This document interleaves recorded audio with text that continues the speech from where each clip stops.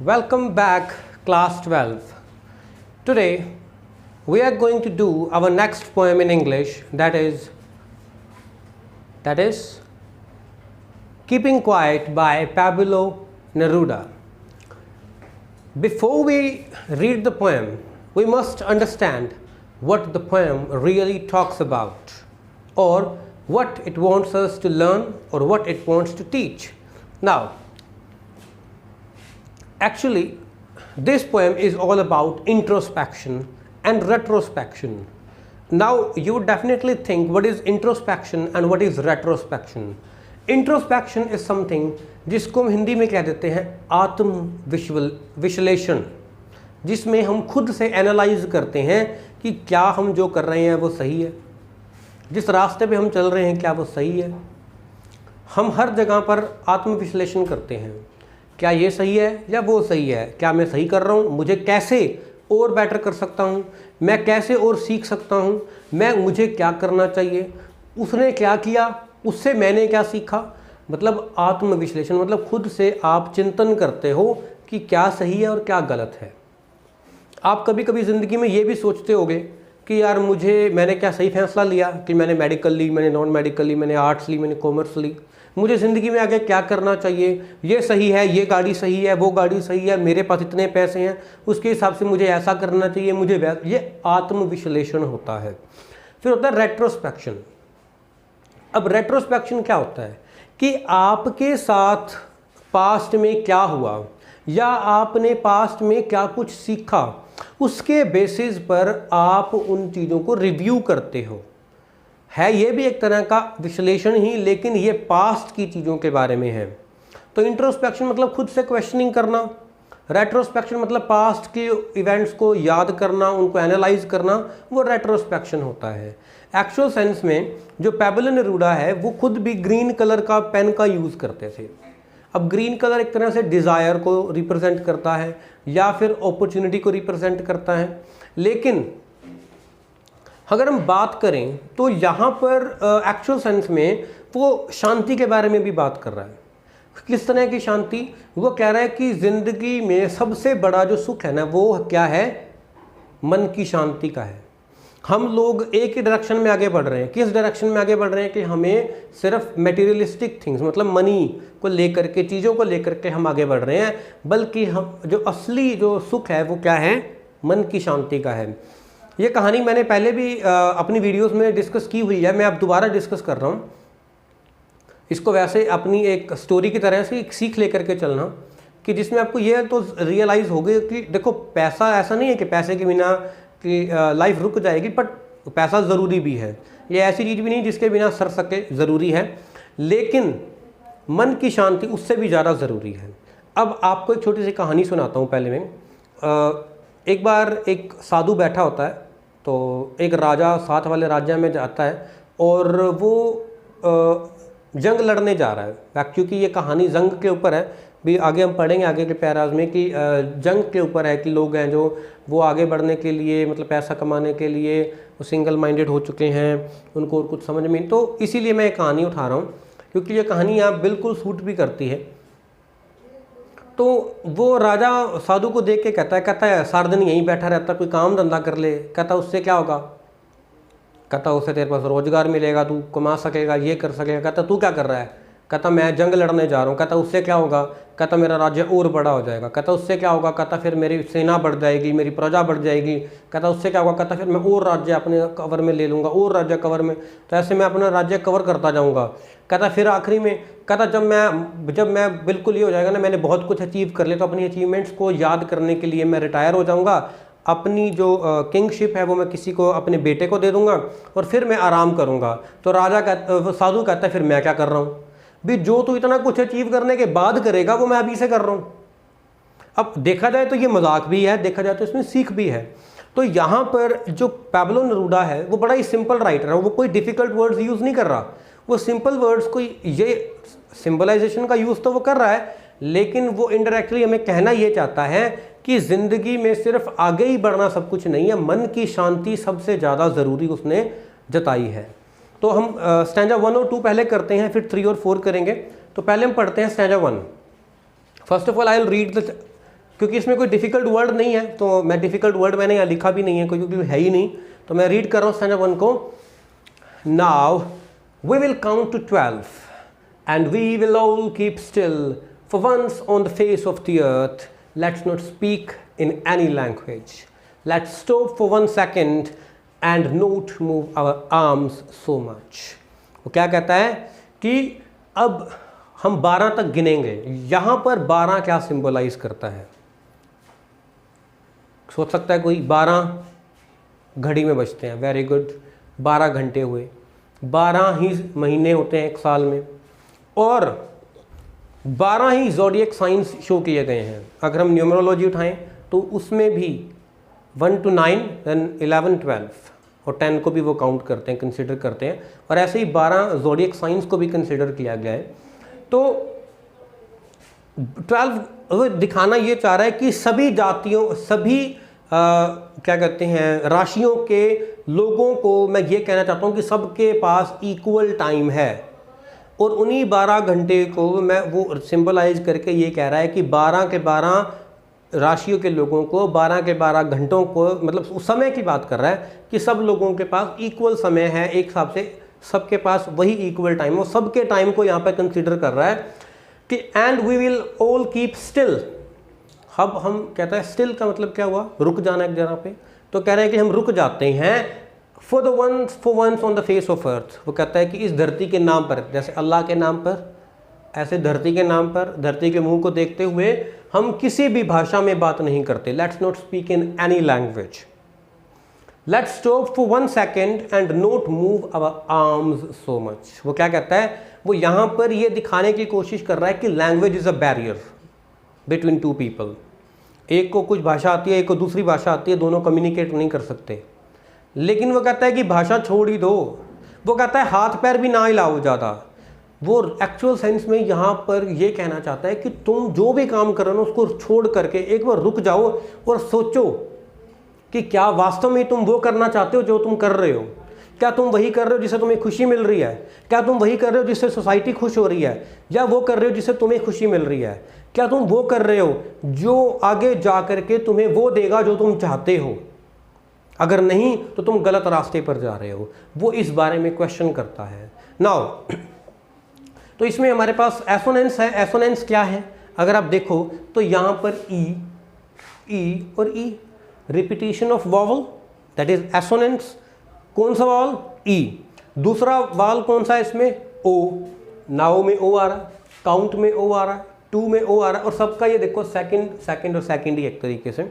तो ये एसोनेंस हुआ। उसके बाद एलिट्रेशन है। एलिट्रेशन क्या होता है? Repetition of a single consonant और अ वाउल। तो यहाँ पर साउंड की भी बात हो सकती है। We will, clear? तो दैट्स लेट्स। तो देखो एक ही वर्ड जब कॉन्टिन्यूसली एक या दो लाइंस में ज़्यादा यूज हो जाए एक ही स्टैंजा के, तो आप ये समझ लो कि उसको हम एनाफोरा कहते हैं। एक सिंगल शब्द अगर कॉन्सिक्यूटिवली, मतलब लगातार दो या दो से ज़्यादा लाइंस में आ जाता है, तो उसको हम एनाफोरा, फिगर ऑफ स्पीच या पोएटिक डिवाइस कहते हैं। क्या कहते हैं? एनाफोरा। कब कहते हैं? जब एक ही सिंगल वर्ड एक या एक से ज़्यादा लाइंस में एक साथ इकट्ठे कॉन्सिक्यूटिवली आ जाए, तो उसको हम एनाफोरा कहते हैं। नाउ अब हम आते हैं हमारे सेकंड स्टैंजा के ऊपर। It would be an exotic moment without rush, without engines. We would all be together in a sudden strangeness. Fishermen in the cold sea would not harm whales, and the man gathering salt would look at his hurt hands. अब यहाँ पर questions जो हैं वो बनते हैं। पहला बनता है एक्जॉटिक मोमेंट पे। It would be an exotic moment. Exotic मतलब एक तरह से बड़ा ही खुशनुमा या विशालकाय मोमेंट होगा। क्यों? क्योंकि वो क्या कह रहा है? विदाउट रश, किसी को जल्दबाजी नहीं है अपने काम पर जाने की, सब लोग रुके हुए हैं। विदाउट इंजन्स, कोई मशीन काम नहीं कर रही, कोई ट्रेन नहीं चल रही, कोई मशीन फैक्ट्रीज नहीं काम कर रही, सब ठप है, सब शांत है। एक बेस्ट एग्जांपल है ये हमारा आज का। क्या है? आज के टाइम पे आपके पास वक्त ही वक्त है अपने बारे में सोचने के लिए। कुछ लोग इस लॉकडाउन का यूज़ करके खुद को पहचान करके निकलेंगे, और कुछ लोग जो खुद को पहचानते थे वो खुद को बिखेर करके निकलेंगे। क्वेश्चंस आपके ऊपर हैं, आपने डिसाइड करना है कि जो बचा हुआ वक्त है मेरे पास लॉकडाउन का, उसमें मैं खुद को टाइम दूं और ये सोचूं कि क्या वास्तव में जिस तरफ मैं बढ़ रहा हूं क्या वही मेरी ज़िंदगी है, क्या मैं वहीं बढ़ना चाहता हूं, अगर नहीं तो मैं क्या चाहता हूं। वही बात दोबारा रिपीट कर रहा हूं, ज़िंदगी में सोचना, जब फैसला ना ले सको कोई दो चीज़ों के बीच में तो सिक्का उछाल लेना कि हेड आया तो ये और टेल आया तो ये, जब और कह देना कि जो आया वो मैं मानूंगा, और जब उसको आप सिक्के के ऊपर उछालोगे ना तो आपका दिल यहाँ से बोलेगा कि आप क्या एक्सपेक्ट कर रहे हो, आपकी आत्मा होगी वो, उसको फॉलो करना ज़रूर। Now without rush without engines and we would all be together in a sudden strangeness.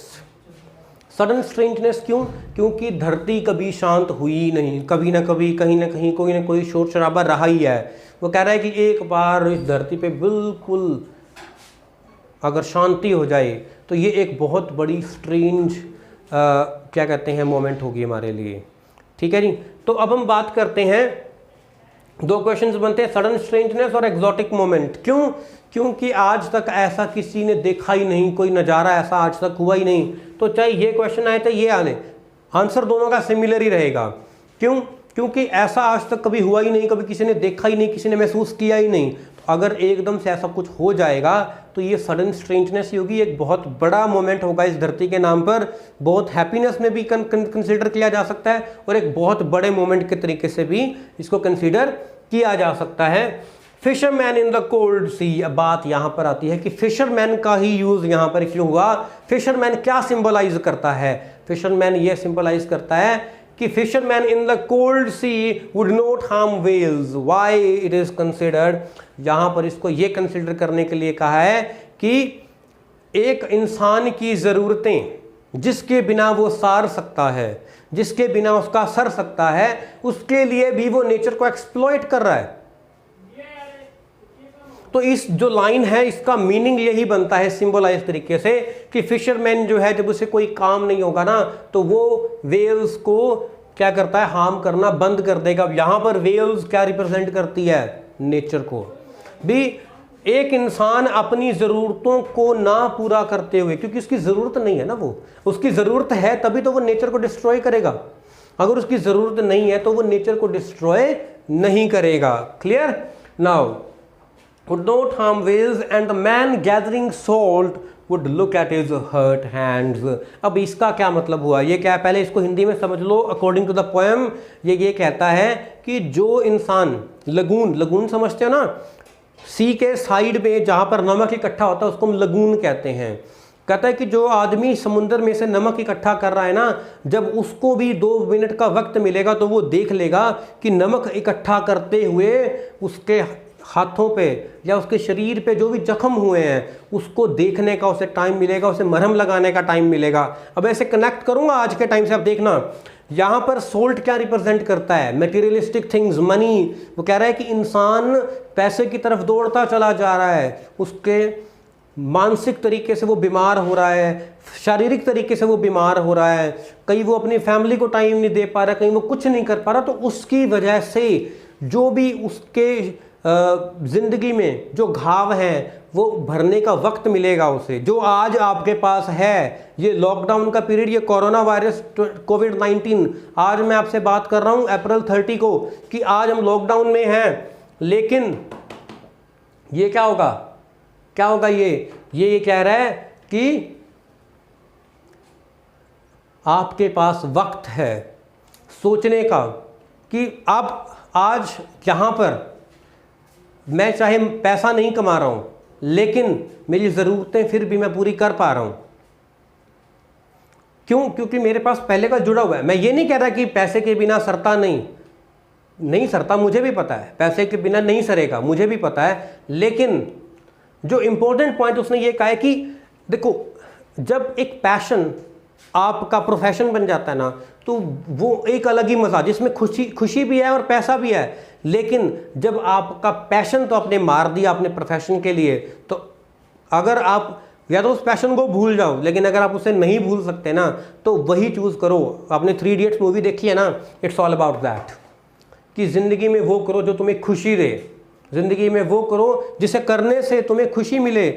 पैसा अपने आप आएगा, अपने पास टैलेंट लेकर के आओ, अपने टैलेंट को निखारो, सक्सेस जग मार के तुम्हारे पीछे आएगी। वही डायलॉग फिर रिपीट हो रहा है यहाँ पे कि तुम सिर्फ पैसे की तरफ मत दौड़ो, तुम खुद को रियलाइज करो कि क्या वाकई तुम ये बनना चाहते हो जो जिस तरफ तुम बढ़ रहे हो। क्या तुम खुद के लिए स्टैंड ले सकते हो? अगर तुम खुद के लिए स्टैंड नहीं ले सकते ना, तो तुम ये समझ लेना कि तुम गलत रास्ते पर जा रहे हो। अपने लिए स्टैंड लेना सीखो और अपने लिए अपनी प्रेफरेंस को देखो। मैं ये नहीं कह रहा कि सोसाइटी को छोड़ दो, सोसाइटी भी कंसिडर करो, बट अपना प्रोफेशन अपने पैशन के अकॉर्डिंग डिसाइड करना, तभी जिंदगी जीने का भी मजा आएगा और पैसा कमाने का भी। अब हम करने जा रहे हैं हमारा थर्ड और fourth stanza. Our third stanza is, those who prepare green wars, wars with gas, wars with fire, victory with no survivors, would put on clean clothes and walk about with their brothers in the shade doing nothing. What I want should not be confused with total inactivity. Life is what it is about. I want no truck with death. Now, try to understand the intentions of the poem or the poet. First of all, let us understand line by line, then we will talk about the intentions. Those who prepare green wars, green wars. तो green wars कौन से हुए? ऐसे wars, आप समझ रहे हो ना, green मतलब नेचर, मतलब नेचर को के साथ छेड़छाड़ करने वाले wars, जिसमें दंगे होते हैं, लड़ाइयाँ होती हैं, फैक्ट्रीज चलती हैं, जिससे नेचर डिस्ट्रॉय हो रहा है, डिफोरेस्टेशन हो रही है। Green Wars, Wars with gas, clear, Wars with fire, clear हो रहा है कि यहाँ पे किसको रिप्रेजेंट कर रहे हैं? सोल्जर्स को। विक्ट्री विद नो सर्वाइवर्स, मतलब एक ऐसी जीत की तरफ हम बढ़ रहे हैं, एक ऐसी आशा लेकर के हम आगे बढ़ रहे हैं, एक ऐसे साम्राज्य को हम इकट्ठा कर रहे हैं जिसमें जश्न मनाने के लिए कोई होगा ही नहीं। मतलब हम वॉर कर रहे हैं, वॉर के अंदर हमें पता डिस्ट्रक्शन होगी, तो जब डिस्ट्रक्शन ही हो जाएगी तो जीत का जश्न मनाने के लिए बचेगा कौन? तो victory with no survivors, clear. Would put on clean clothes, अब यहाँ पर क्लीन क्लोथ्स का मतलब क्या है कि वो फ्रेश कपड़े डालकर आगे आए। मतलब फ्रेश कपड़े यहाँ पे डालने का मतलब आप समझ रहे हो कि वो अपनी विचारधारा में एक नई अप्रोच लेकर के आए, मतलब जिंदगी के लिए एक नई सीढ़ी चढ़े जिसमें क्या हो? ब्रदरहुड हो। And walk about with their brothers in the shade doing nothing. अब यहाँ पर वैसे तो शेड जो है वो रिप्रेजेंट क्या कर रहा है? छाया, मतलब एक तरह से शांति या सुख। यहाँ आपको एक मैं चीज समझाने की कोशिश करूंगा, अभी एक बार सुनो आप। What I want should not be confused with total inactivity। अब वो क्या कह रहा है कि मैं तुम्हें जो कहना चाह रहा हूँ उसको तुम ये मत समझ लेना कि मैं कह रहा हूँ कि सब लोग मर जाएं। टोटल इनएक्टिविटी, कोई लोग काम ही ना करें, मैं ये चीज़ नहीं कह रहा हूँ। मैं सिर्फ इंट्रोस्पेक्ट करने के लिए कह रहा हूँ कि कुछ वक्त रुकें और फिर सोचें कि क्या वास्तव में आप जो जिस तरीके से ज़िंदगी जी रहे हो, क्या वही सही है? क्या वही आपको आगे लेकर के जाएगी? क्या वही आपको खुशी देगी? अगर हाँ तो सही है, अगर नहीं तो सोचिए और बदलिए। Life is what it is about, मतलब लाइफ का मतलब क्या है? About, life is about living. तो जिंदगी का मतलब जीने से ही है। I want no truck with death. मैं ये नहीं कह रहा कि सब लोग मर जाएं, मैं ये कह रहा हूं कि सब लोग एक वक्त के लिए रुक जाएं और सोचें कि क्या वो अपनी जिंदगी में क्या उम्मीद कर रहे हैं, क्या वो खुद से चाहते हैं। नाउ हम पोएट के इस रेफरेंस इसको समझते हैं। Those who prepare green wars, wars with gas, wars with fire, victory with no survivors, would put on clean clothes and walk about with their brothers in the shade doing nothing। अब इसको आप ऐसे समझो, ये कह रहा है कि नेचर के साथ खिलवाड़ करना, नेचर क्या देता हमें? It's a green gift. तो ये इसके कॉन्सिक्वेंस की बात कर रहा है। कॉन्सिक्वेंस क्या होते हैं? Bad results. What is the meaning of consequence? Bad result. क्या बैड रिजल्ट है? जिस सिचुएशन में आज हम खड़े हैं, कोविड-19 में, लॉकडाउन में हम खड़े हैं, this is the consequence of playing with the nature, destroying the nature and highlighting the nature, distorting the nature. तो ये क्या कह रहा है कि हम उस तरफ आगे बढ़ रहे थे जो गलत तरीका था, हम नेचर के साथ खिलवाड़ कर रहे थे और उसका कॉन्सिक्वेंस आज हम फेस कर रहे हैं। क्लियर? तो वॉक अबाउट अब ये कह रहा है कि हमें ज़िंदगी में एक नई अप्रोच की ज़रूरत है जिसमें हर एक बंदा कंधे से कंधा मिलाकर चले। देखो, घृणा, हेट्रेड, किसी से आगे बढ़ना, ये कब आएगा आदमी के मन में? जब मुझे तुझसे आगे निकलना है। अगर मुझे तेरे से आगे निकलना ही नहीं है तो तू जो मर्जी कर, मेरा तो तेरे साथ खुश हूं। अगर वही साधु वाली बात मैं करूं, मैं साधु हूं, तुम राजा हो, तुम जीतने के लिए जा रहे हो, मुझे मतलब ही नहीं है तू जीते या हारे, मेरे को तेरे से आगे निकलना ही नहीं है, तो मैं तेरे से घृणा करूंगा क्यों? मैं तेरे इस बारे में बुरा सोचूंगा क्यों? मैं तेरा नुकसान करूंगा क्यों? लेकिन अगर एक राजा ये सोच ले कि ये सब क्या है, ये कुछ भी नहीं है यार, साधु अपनी ज़िंदगी जी रहा है, मैं अपनी तरीके से ज़िंदगी जी रहा हूँ, तो गलत क्या है? वो अपने अप्रोच पॉजिटिव होनी चाहिए ना। अगर अप्रोच पॉजिटिव नहीं है एक दूसरे के प्रति तो वो क्या है? वो कह रहा है कि यही चीज़ तो गलत है। यही चीज़ तो मैं समझाना चाहता हूँ आपको। हाँ, अगर आपको दूसरों को तकलीफ दे के खुशी मिलती है तो भाई वो कर लो, अगर नहीं मिलती तो उस तरीके से जिंदगी जियो कि आप भी खुश रहें और आपके साथ रहने वाले लोग भी खुश रहें। वो अब ये कह रहा है कि मैं ये नहीं चाहता कि सब लोग मर जाएं, तभी आज धरती पे शांति आ सकेगी, नहीं। वो कह रहा है कि सिर्फ अप्रोच को बदलो। अगर हिंदू मुस्लिम एक साथ चलें, उनके बीच में मतभेद हो ही ना, तो भाई क्या हिंदू क्या मुस्लिम, किसी को फर्क ही नहीं पड़ेगा। अब हिंदू कहे जी मेरा धर्म बड़ा, मुस्लिम कहे जी मेरा धर्म बड़ा, तो वो गलत है। वहां पर आएगा, वो अपने धर्म को अच्छा साबित करने के लिए लग जाएगा, वो अपने धर्म को अच्छा साबित करने के लिए लग जाएगा, वो एक दूसरे को मारते फिरेंगे। दूसरे, तूने मुझे ऐसे क्यों कह दिया, तूने मुझे वैसे क्यों कह दिया। What is this? This is all this. Clear? अब हम इसके पोएटिक डिवाइसेस के बारे में पढ़ते हैं।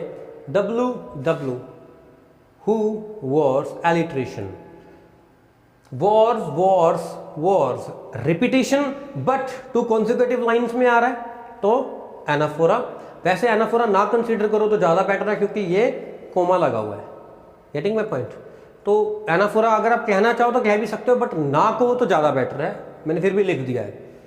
Victory with no survivors, would O, put on O, clean clothes O. So this is assonance, the use of O. Victory O, no O, survivors O. Assonance for O. Assonance for O. Alliteration for what? Clean clothes, CC. Clean clothes, alliteration, repetition of a sound word. And walk about with their brothers in the shade doing nothing. I hope you have understood the symbolization and the meaning of the stanza clearly. अब इसी को मैं इसमें और अच्छे से explain करता हूं। If we were not so single minded, what is the meaning of single minded? कि हम एक ही अप्रोच लेके जिंदगी में आगे बढ़ रहे हैं कि मुझे जिंदगी में आगे बढ़ना है, मुझे पैसा कमाना है, मुझे खुद को साबित करना है, मुझे दूसरों को नीचा दिखाना है। भाई हम सिंगल माइंडेड हो चुके हैं, जिसके लिए हमें यह समझ में नहीं आता कि हम सही रास्ते पर जा रहे हैं या गलत रास्ते पर जा रहे हैं। सपोज इफ आई से कि मुझे ज़िंदगी में पैसा कमाना है, अब मैं कोशिश कर रहा हूँ, बार बार कर रहा हूँ, फेल हो रहा हूँ, बार बार कर रहा हूँ, फिर फेल हो रहा हूँ, मुझे सक्सेस मिलती है, फिर तो मेरा ग्राफ जो है वो अप डाउन चल रहा है, मैं तंग आ गया। मेरे को पैसा कमाना है, ज़िंदगी में ऐश करनी है, मैं ये नहीं सोचूंगा सही क्या है गलत क्या है, छोड़ो यार 2 नंबर का काम करते हैं यार, ठीक है मैं गलत रास्ते पर चला जाऊँगा। And what is that? That is totally wrong. क्यों? क्योंकि मैं सिंगल माइंडेड हो गया, मुझे पैसा कमाना है, दिस इज रॉन्ग। ऐसा नहीं होना चाहिए। मैं जो कर रहा हूँ मेरी चॉइस से कर रहा हूँ, अगर मुझे उसमें खुशी नहीं मिल रही तो फिर उसको करने का फायदा क्या? तो वो चेंज कर दो ना। ज़रूरी नहीं है कि सिर्फ पैसा ही सब कुछ हो, आप करना क्या चाहते हो वो ज़्यादा मैटर करता है। About keeping our lives moving, हम अपनी ज़िंदगी को सिर्फ आगे बढ़ा रहे हैं, जी नहीं रहे, सिर्फ आगे बढ़ा रहे हैं, हम अपनी लाइफ को मूव कर रहे हैं। जीना और सरवाइव करना दोनों में फ़र्क है। अगर आप ज़िंदगी में सरवाइव कर रहे हो तो आप गलत तरीके से ज़िंदगी जी रहे हो। ज़िंदगी जीना है, सरवाइव नहीं करना, उसको गुजारना नहीं है, जीना है। Yes please one more time, क्या करना है? जीना है। Very good, very good. And for once could perhaps a huge silence might interrupt this sadness. अब इसको मैं अंडरलाइन कर रहा हूं। तो ये क्या कहता है कि अ ह्यूज साइलेंस। अब huge silence is what? The time जिसमें आप रुक करके एक बार के लिए सोचोगे, आप गैप लोगे, देखो एक इसको ऐसे समझो, विंटर, विंटर के बाद स्प्रिंग, स्प्रिंग के बाद समर, समर के बाद ऑटम, ऑटम के बाद फिर विंटर। तो ये कहता है कि जो ये गैप्स है ना ये ज़रूरी हैं।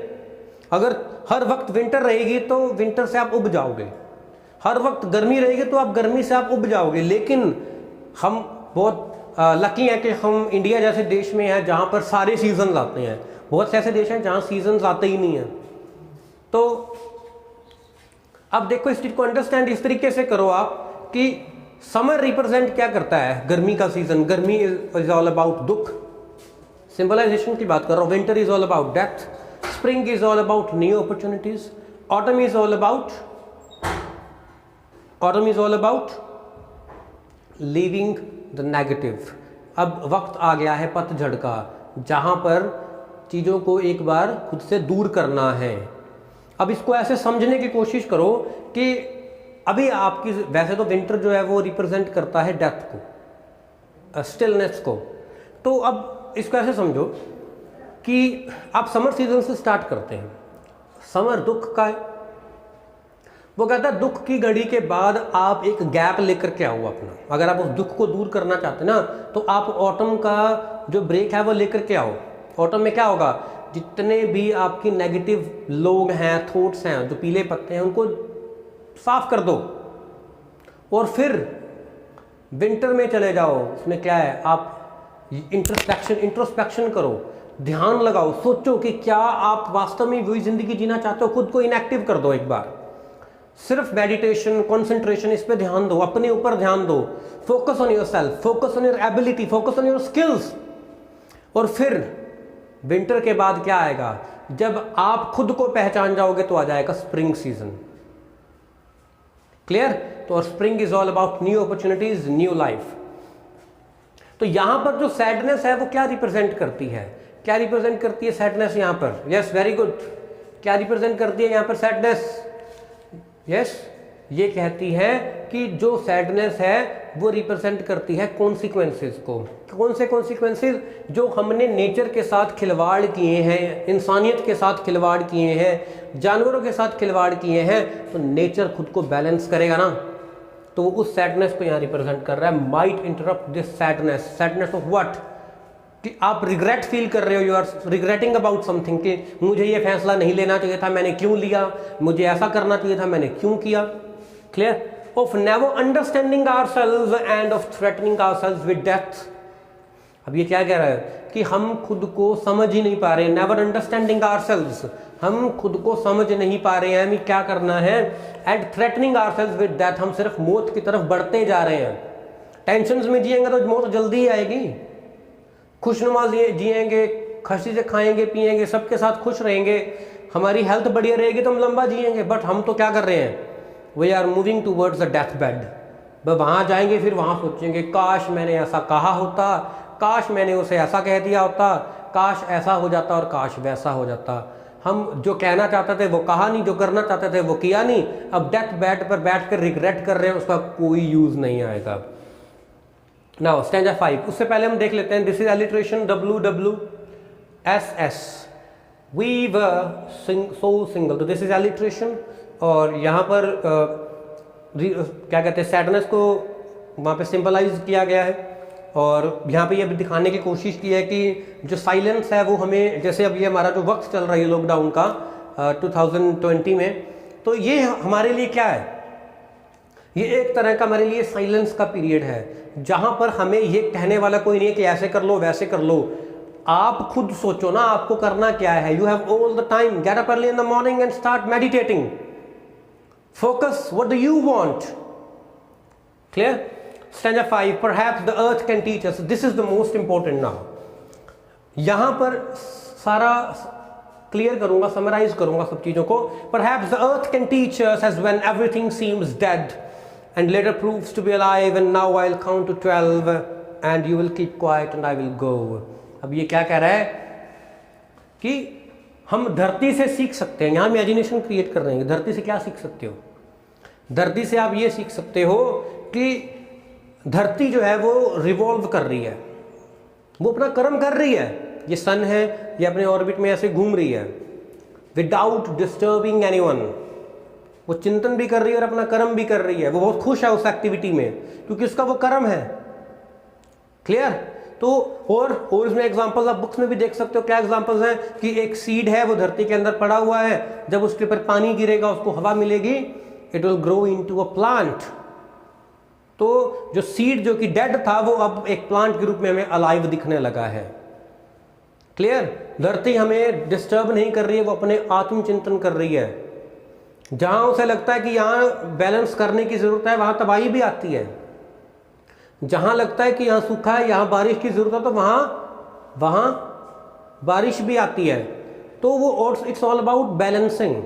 तो उसे पता है कि किस वक्त में क्या करना है, वो क्लियर है, वो इंट्रोस्पेक्ट करती है, वो रेट्रोस्पेक्ट करती है। Clear? As when everything seems dead और later proves to be alive. वही एग्जांपल मैंने आपको दिया। विंटर है, विंटर के बाद स्प्रिंग सीजन आएगा, तो विंटर रिप्रेजेंट्स डेड और spring season new opportunities, new life. Clear? तो dead, alive. Now I will count up to 12 and you keep quiet and I will go. अब यहाँ पर जो पोएट है वो हमसे रिक्वेस्ट करता है कि वो 12 तक गिनेगा, आप लोग सब शांत हो जाएंगे, ये रियलाइज़ करेंगे कि क्या आप ज़िंदगी में क्या करना चाहते हो। आप अगर मेडिकल लेके बैठे हो तो आपको आगे ज़िंदगी में किस फील्ड में जाना है, नॉन मेडिकल लेके बैठे हो तो क्या करना है, टेक्निकल फील्ड में जाना है, टीचिंग फील्ड में जाना है, किस फील्ड में जाना है, क्या करना चाहते हो। अगर आपको शॉपकीपिंग करना है में इंटरेस्ट आता तो करो, अगर आपको पेंटिंग करने में इंटरेस्ट आता है तो करो। Do whatever you want, whatever makes you happy. Clear? Wild photography करके कम पैसे कमाओगे, फिल्म का डायलॉग है बट पता है कि, लेकिन खुश रहोगे यार, है ना। Now I will count up to 12 and you keep quiet. वो कहता है कि मैं 12 तक गिनूंगा, आप सब लोग शांत हो जाओ, आप रियलाइज करो, आप मेडिटेट करो, आप इंट्रोस्पेक्ट करो कि आप क्या चाहते हो, और उसके बाद मैं चुपचाप यहाँ से चला जाऊँगा। तो देखो, ज़िंदगी आपकी, फैसला आपका। किसी ने आपको जन्म दिया तो किसी ने कैसे आपको पाला है, जो भी किया है उसका एहसान आप मत भूलो, बट ज़िंदगी आपकी है, फैसला खुद लो। गलती किसी से भी हो सकती है लेकिन सीखना ज़रूरी है। तो सीखना आप यही करो कि आप इंट्रोस्पेक्ट करो, खुद को पहचान जाओगे, ज़िंदगी आसान हो जाएगी। खुद को नहीं पहचानोगे तो ज़िंदगी मुश्किल हो जाएगी। क्यों? कोई कुछ कहेगा, लगेगा यार ये भी सही है, वो कहेगा अरे वाह यार ये भी सही है, कोई फ़ायदा नहीं है। Realise yourself and win your life. So इसी के साथ थैंक यू सो मच। ऐसी वीडियोस और डालता रहूँगा, सब्सक्राइब करते रहना, और इंग्लिश कम्युनिकेशन वाली वीडियोस ज़रूर देखना, बहुत फ़ायदा मिलने वाला है। ग्रामर सुधर जाएगी, कल को आइल्स करना है, आपको स्पोकन इंग्लिश सीखनी है, ग्रामर सीखनी है, राइटिंग में आना है, सब जगह उस चीज़ की ज़रूरत पड़ेगी। तो do watch my English communication classes, keep in touch, subscribe to this channel. Thank you so much, thank you.